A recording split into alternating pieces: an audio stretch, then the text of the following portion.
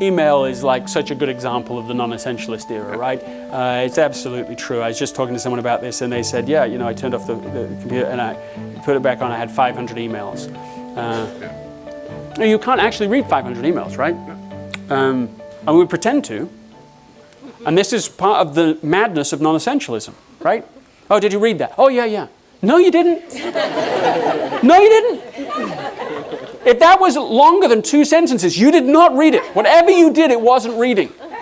And so we write these emails that nobody reads, and people send them and we don't read them. I mean, this is like, as you say, a correct problem. I think on the worst days, I wonder if my tombstone's going to read, "He checked email." Oh, you didn't appreciate that, but it keeps me up at night. Okay, what can you do? And I think you have to start small.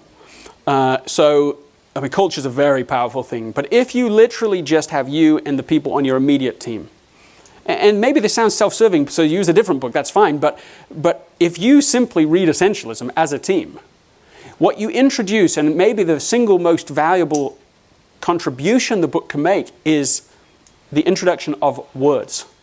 Language is extraordinarily powerful. And when we have the language, what we have is logic. And with the language and the logic, you can have a conversation. And without language and logic, you can't. And so I think if you literally, just as a small team, you read it, you talk about it together, and then you have the exact same conversation. Look, what's our rules? Let's have rules. I think smartphones, same for social media actually, I think with both of these, the utility is so high, they're not going away.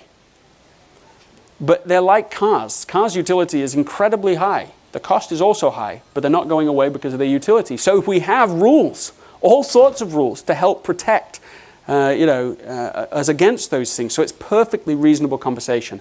And so I could advocate a variety of rules that you could introduce, but it's not the point.